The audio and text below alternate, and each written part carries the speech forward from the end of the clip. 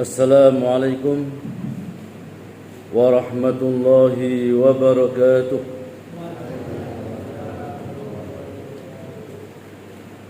Innal hamdalillah nahmaduhu wa nasta'inuhu wa nastaghfiruh wa natubu ilayh wa na'udzu billahi min shururi anfusina wa min sayyiati a'malina. من يهده الله فلا مضل له ومن يضلل فلا هادي له أشهد أن لا إله إلا الله وحده لا شريك له وأشهد أن محمدا عبده ورسوله اللهم صل وسلم وبارك على نبينا محمد وعلى آله وصحبه أجمعين وبعد. Jamaah subuh yang semoga dirahmat Allah subhanahu wa ta'ala, alhamdulillah kita memuji dan bersyukur kepada Allah subhanahu wa ta'ala atas melimpah nikmat dan karunia yang telah Allah limpahkan kepada kita. Salawat dan salam semoga tetap tercurahkan pada junjungan Nabi kita Muhammad sallallahu alaihi wasallam, kepada keluarga beliau, para sahabat beliau, dan umat yang senantiasa istiqamah di dalam menempuh jejak beliau yaumil qiyamah. Jamaah rahimakumullah, kita lanjutkan kajian kitab Tafsir Al-Muyassar, yang mana pada pekan yang lalu kita telah memasuki ayat 131 dari surat An-Nisa, dan kita lanjutkan tafsir surat An-Nisa ayat 132. A'udzu billahi minasy syaithanir rajim.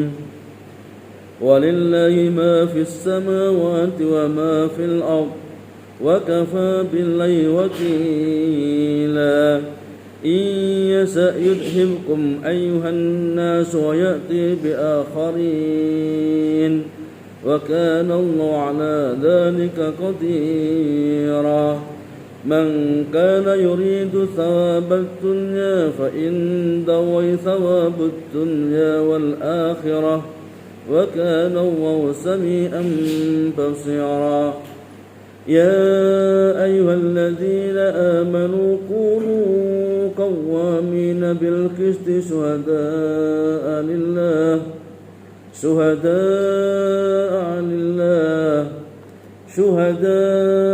لله ولو على أنفسكم وبالوالدين والأقربين إن يكن غنيا أو فقيرا فالله أولى بهما فلا تتبعوا الهوى أن تعدلوا وإن تلموا أو تعرضوا فإن الله كان بما تعملون خبيرا. Allah subhanahu wa ta'ala berfirman di dalam surat An-Nisa ayat 132, Walillahi ma fis samawati wa ma fil ardh. Dan hanya milik Allah lah semua yang ada di langit dan semua yang ada di bumi. Wa kana Allahu ghaniyan hamidan wa kafa billahi wakila. Dan cukuplah Allah sebagai wakil ataupun sebagai pemelihara daripada apa yang ada di langit ataupun yang di bumi. Walillahi mulku ma fi hadzal qawli minal kainat. Dan hanya milik Allah lah semua yang ada. Jadi ada gunung-gunung, ada bintang, macam semuanya itu milik Allah subhanahu wa ta'ala. Wa kafa bi subhanahu qa'iman bi su'uni khalqihi. Dan cukuplah bagi Allah subhanahu wa ta'ala yang memelihara kebutuhan makhluknya. Jadi enggak ada makhluk Allah yang mati kelaparan tuh, pasti bisa makan dia. Ya. Bahkan cacing yang ada di bawah tanah itu mereka bisa gemuk-gemuk itu. Mengapa? Karena rizkinya ditanggung oleh Allah. Selama kita mau berusaha, selama kita mau ikhtiar, pasti ada rizki. Maka Nabi kita Muhammad SAW telah bersabda, andai saja kalian itu bisa bertakwa sebagai takwanya burung itu, kalian pasti akan dicukupi rizkinya oleh Allah sebagaimana Allah cukupi rizkinya burung itu. Burung itu pagi-pagi bangun dalam keadaan kelaparan, ya, kemudian keluar dari sarangnya, pulang-pulang sudah kekenyangan. Padahal ya dia juga nggak ngerti di mana rezekinya, entah di sawah, entah di ladang, entah di laut atau mungkin di sungai, nggak ngerti dia. Yang penting keluar. Maka kita sama, ya kita yang penting berikhtiar, berusaha. Nggak mungkin kita nggak ada rezeki, nggak mungkin itu. Makanya Allah Subhanahu wa taala berfirman, "Wala taqtulu auladakum khasyata imlaq." Jangan sekali-kali kalian membunuh anak-anakmu gara-gara kamu takut miskin. Nahnu narzuquhum wa iyyakum. Kami yang kasih rezeki kepada mereka, bahkan kepada kalian. Jadi anak-anak kita itu sudah ada rezekinya itu. Ya, mungkin kita waktu anak-anak kita sekolah rezeki luar biasa sudah. Hakikatnya itu rezeki mereka cuma lewat jalur kita. Ya. Setelah anak-anak sudah lulus semuanya, rezeki semakin seret. Itu rata-rata semacam itu. Mengapa? Karena rezeki anak sudah diambil sendiri sudah. Ya, kalau dulu masih kecil, masih sekolah, rezeki anak itu lewat kita. Setelah mereka dewasa mandiri, rezekinya dicari sendiri-sendiri. Ya, sehingga lumrah kalau mungkin kalau sudah anak-anak sudah mapan semuanya, mandiri semuanya, ya usaha kita tidak sebagaimana waktu ketika mereka masih butuh rezeki yang sangat banyak. Mengapa? Hakikatnya itu rezeki mereka cuman lewat numpang lewat kita ini. Maka Allah berfirman, "Nahnu narzuquhum wa iyyakum." Kami yang kasih rezeki kepada mereka bahkan kepada kalian sendiri.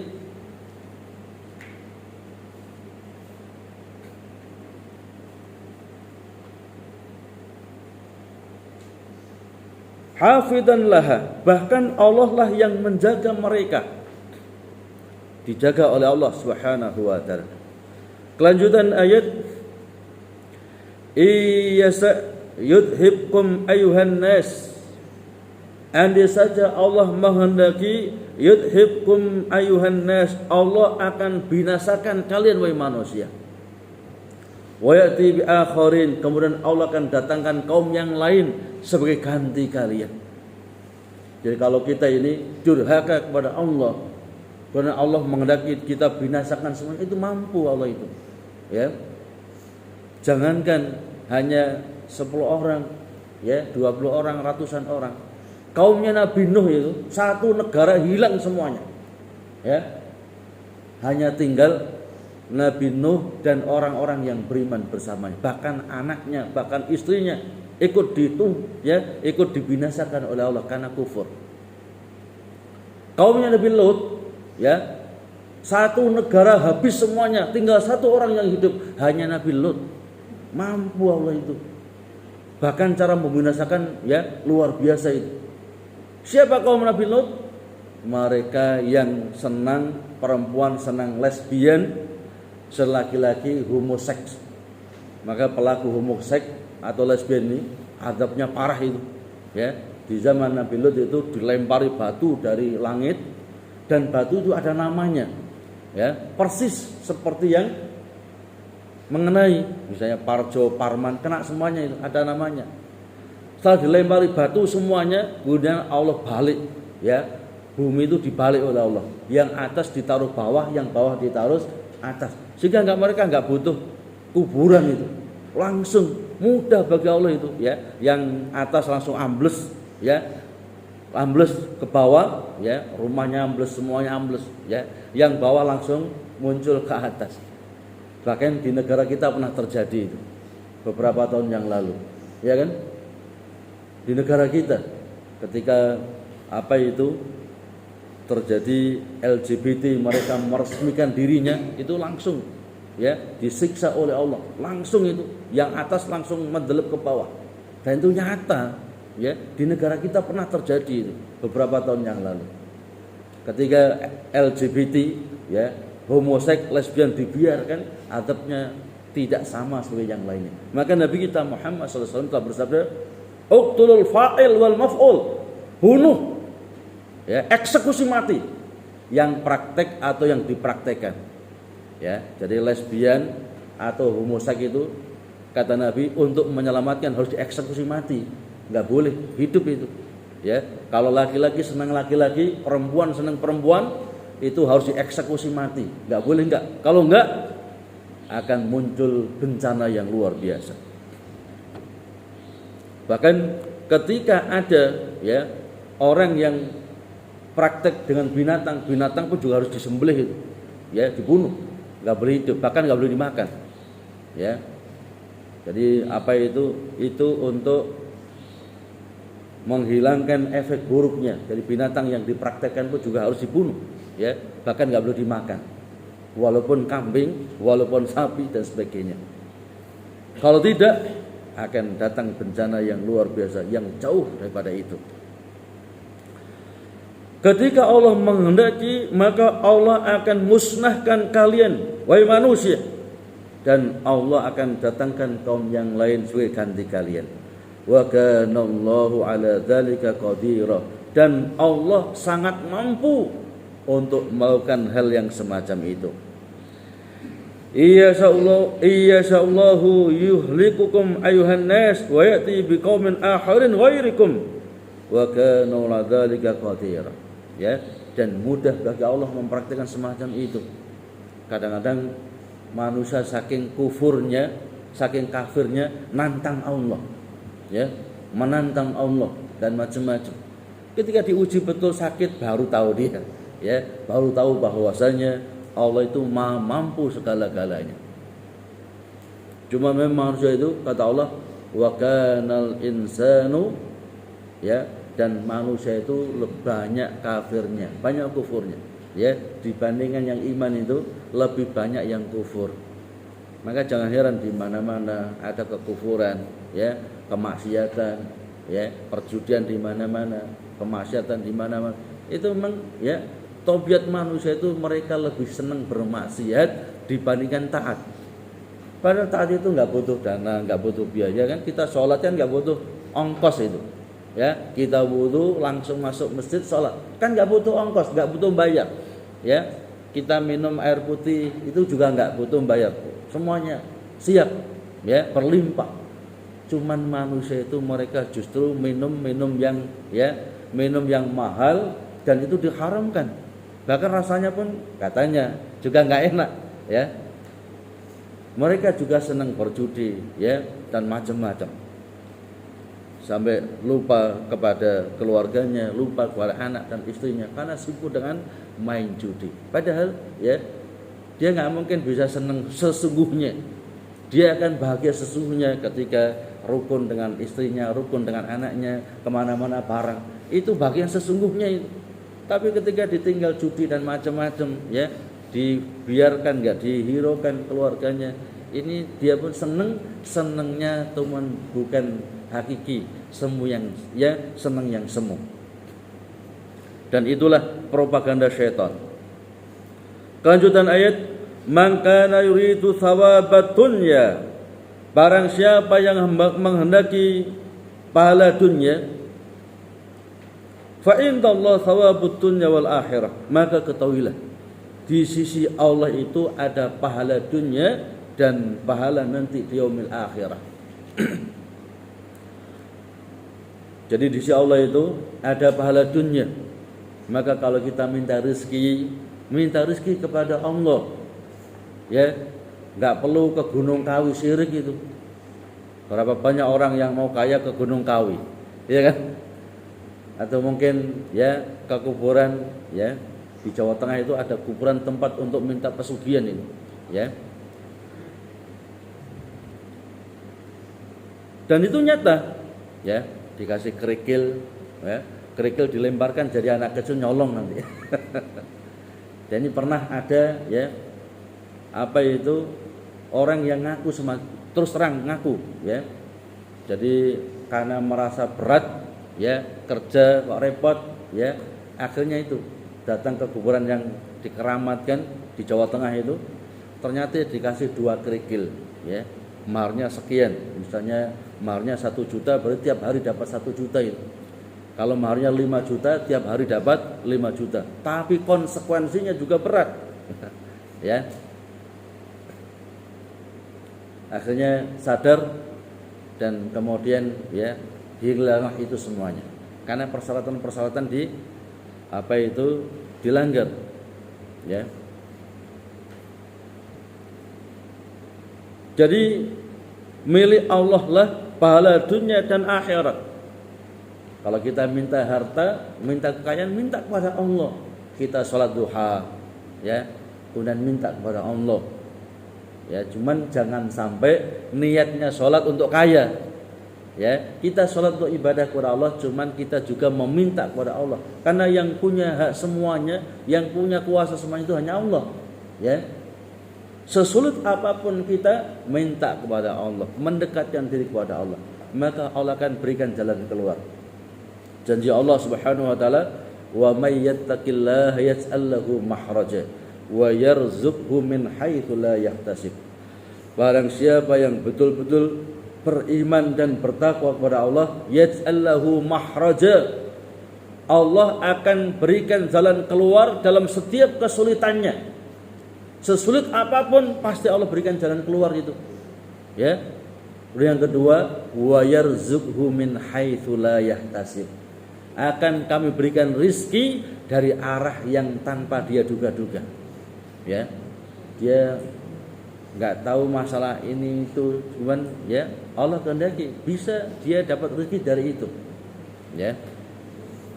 Selama beriman dan bertakwa. Wa kana Allahu sami'an basira, dan Allah Maha mendengar lagi Maha melihat. Allah Maha mendengar semua pengaduan kita, semua doa kita yang kita panjatkan kepada Allah itu akan didengar oleh Allah. Maka Nabi kita Muhammad sallallahu alaihi wasallam telah bersabda, "Inna Rabbana", sesungguhnya Rabb kita Allah Subhanahu wa taala, yang zulu ila sama'i dunya, akan turun ke langit yang paling bawah, fi sulusil lailil akhir, pada setiap sepertiga malam yang terakhir. Yaqul, Allah berfirman, barang siapa yang bertobat minta ampun kepadaku, pasti akan aku ampuni, dan barang siapa yang meminta kepadaku, pasti akan aku berikan. Ya. Orang-orang yang akal-akalan mengatakan kalau Allah itu turun di bumi, berarti ya di Lumajang jam sekian, nanti di Jakarta jam sekian, nanti di sana lagi jam sekian. Berarti Allah enggak pernah di aras. Terus-terusan di langit yang terbawah. Ini akal-akalan manusia yang cepat. Ya, mengapa? Karena Allah Maha Kuasa segala-galanya. Allah cukup berfirman, kun, jadi semuanya. Ya. Jadi jangan dikiaskan Allah itu seperti mana kita atau mungkin pabrik, ya. Enggak sama sekali.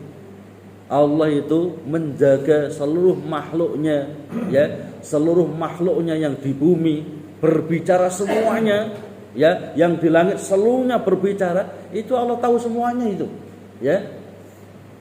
Ya, kalau kita kan kalau hanya ada 20 orang ngomong bareng, paling-paling yang kita bisa dengar satu tok, ya kan? Maksimal 2 atau 3. Beda dengan Allah, maka laisa kamitslihi syai'un. Allah itu enggak sebanding dengan apapun. Ya, makanya orang-orang musyrik di zaman jahiliyah, ya, orang-orang musyrik di zaman jahiliyah, mereka berbuat syirik kepada Allah gara-gara disebabkan mengkiaskan Allah dengan manusia. Apa kata mereka orang musyrik di zaman jahiliyah? Ketika kami hendak datang kepada raja, maka kami nggak mungkin bisa langsung ketemu raja, pasti lewat ya ajudannya, pasti lewat pengawalnya dulu, baru diantarkan kepada raja. Makanya mereka orang musyrik di zaman jahiliyah, mereka ketika minta bukan langsung kepada Allah, tawasul kepada orang yang telah mati. Ya, ada namanya Lata, Uzza, Mana, Suwa, Yaghus, sampai 360 orang soleh yang ditawasuli itu. Bagaimana prakteknya? Datang ke kuburan Lata, wahai Lata, sampaikan kepada Allah, ya, tolong sampaikan kepada Allah, musibah ini segera diangkat oleh Allah. Jadi enggak minta kepada Lata, ya, tawasul kepada Lata. Inilah kemusyrikan orang musyrik. Makanya orang musyrik di zaman jahiliyah mereka nggak ngakoni kalau mereka musyrik itu. Mereka marah kalau disebut musyrik itu. Ya. Maka Allah Subhanahu wa taala firmankan tentang prinsip keyakinan orang musyrik ini. Walladzina ittakhadhu min dunillahi awliya'a ma na'buduhum illa liyuqarribuna ilallahi zulfa. Kata orang-orang musyrik, kata Allah, dan orang-orang yang menjadikan sekutu-sekutu bagi Allah, kan musyrik kan sekutu. Mereka mengatakan kami itu loh enggak nyembah Lata, Uzza, Mana, Suwaya, kami enggak nyembah mereka. Illa liyuqarribuna ilallahi zulfa. Kami hanya tawasul kepada mereka agar mereka mendekatkan diri kami kepada Allah dengan sedekat-dekatnya. Jadi mereka itu enggak mau kalau dikatakan musyrik. Maka lihat ketika perang Badar Kubra itu, ketika Nabi mengangkat kedua tangannya memohon pada Allah, Allahumma in tuhlika hadhil isabah fa innaka la tu'ba fil ardi abada. Ya Allah, andai saja golongan kaum muslimin ini engkau musnahkan hari ini, maka engkau tidak akan mungkin disembah di permukaan bumi untuk selama-lamanya. Mengapa? Nabi kita Muhammad nabi yang terakhir, umat Islam umat yang terakhir. Kalau dalam perang Badar Kubra ini, ya, kaum muslimin meninggal semuanya, bahkan nabinya meninggal, enggak ada lagi orang yang beriman. Maka Nabi berdoa semacam ini, ya Allah, andai saja hari ini kaum muslimin engkau binasakan semuanya, ya Allah, engkau tidak akan mungkin disembah di permukaan bumi untuk selama-lamanya. Ketika Abu Jahal melihat Nabi mengangkat tangan berdoa, ya lihat apa kata Abu Jahal itu. Allahumma ya Allah. Ya, jadi juga menyebut Allah Abu Jahal itu. Padahal tokohnya orang musyrik. Allahumma ya Allah, Muhammad dan pengikutnya orang-orang yang membuat agama yang baru, ya Allah. Muhammad dan pengikutnya orang-orang yang memecah belah di antara kami, ya Allah. Hancurkan Muhammad dan pengikutnya. Jadi minta kepada Allah Abu Jahal ini supaya Nabi kita Muhammad SAW para sahabat dimusnahkan oleh Allah. Itu membuktikan Abu Jahal enggak ngakoni kalau dia orang musyrik. Paham maksud saya? Paham enggak ini? Dong enggak ini? Ya. Karena mereka orang musyrik itu, ya, berbuat syirik kepada Allah, mengkiaskan Allah dengan raja-raja. Kita enggak mungkin langsung menghadap raja, enggak mungkin, harus lewat pengawalnya, ajudannya. Demikian kalau pula kalau minta kepada Allah, enggak mungkin langsung minta kepada Allah, harus lewat orang-orang yang dianggap soleh, kekasih-kekasih Allah, wali-wali Allah. Lah inilah kemusyrikan orang musyrik. Makanya Allah berfirman, ya, berfirman dalam Al-Quranul Karim, Ud'uni astajib lakum, minta langsung kepadaku. Enggak perlu pakai, ya, pakai selain Allah itu, enggak perlu. Ud'uni astajib lakum, minta langsung kepadaku, pasti akan aku kabulkan. Ya. Kelanjutan ayat, ya ayyuhalladzina amanu, wahai orang-orang yang beriman, kunu qawwamina bil qisti, jadilah kalian orang-orang yang menegakkan keadilan. Syuhada'a lillah, sebagai saksi karena Allah. Walau ala anfusikum, walaupun kepada diri kalian sendiri. Awil walidaini, ataupun kepada kedua orang tua kalian. Wal aqrabin, ataupun kepada kerabat dekat. Jadi kalau walaupun yang salah itu kerabat dekat, walaupun kalau yang salah itu orang tua kita, kita enggak boleh memberikan persaksian yang palsu, apalagi yang salah orang lain. Jadi syuhada lillah, jadilah saksi karena ingin taat kepada Allah. Iyakun ghaniyan aw faqiran, walaupun yang terdakwa ini orang yang kaya ataupun orang yang miskin. Fallahu aula bihima, Allah lebih mengetahui untuk kemaslahatan mereka berdua. Maka fala tatabul hawa, janganlah kalian mengikuti hawa nafsu sehingga kalian enggak bisa berbuat adil. Anta dilu, sehingga kalian enggak bisa berbuat adil. Jangan sekali-kali mengikuti hawa nafsu sehingga kalian tidak mampu untuk berbuat adil. Kadang-kadang ini berkaitan dengan dengan hukum pengadilan, ya. Orang yang kadang-kadang banyak duitnya ini dimenangkan dia. Orang yang nggak punya duit dikalahkan, walaupun benar. Ya, ini telah diperingatkan oleh Allah. Jangan kalian mengikuti hawa nafsu sehingga kalian nggak bisa berbuat adil. Wa in talwu aw tu'ridu, dan apabila kalian membolak-balikkan fakta, ya. Jadi mestinya kejadian semacam ini, ya, karena mengikuti hawa nafsu, dia bersaksi, cuman saksinya saksi palsu, ya, mengatakan yang tidak sesuai dengan faktanya. Aw tu'ridu, ataupun berpaling tidak mau menjadi saksi, fa innallaha kana bima ta'maluna khabira. Maka ketahuilah sesungguhnya Allah Maha teliti mengetahui terhadap apa yang telah kalian lakukan. Ya ayyuhalladzina saddaqullaha wa rasulahu wa amilu bi syara'ihi. Wahai orang-orang yang beriman kepada Allah dan Rasulnya dan mau melaksanakan syarat Allah. Kita yang beriman dipanggil oleh Allah. Kunu qawwamina bil adli. Kunu qaimina bil adli. Mu'addina lisyahadah liwajhillahi ta'ala. Jadilah kalian orang-orang yang menegakkan keadilan, bersaksi untuk mendapatkan pahala dari Allah Subhanahu wa taala. Walau kanat ala anfusikum, walaupun untuk diri kalian sendiri. Kalau salah yang ngomong salah sudah, ya.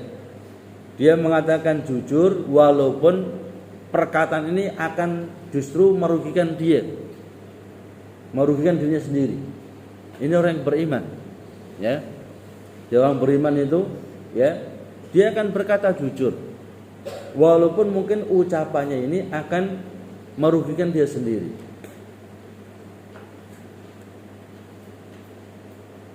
Apalagi kepada yang lainnya. Maka dalam ayat ini kita dituntut untuk jujur, ya, jujur pada diri sendiri, jujur kepada orang tua, jujur pada kerabat dekat dan yang lainnya.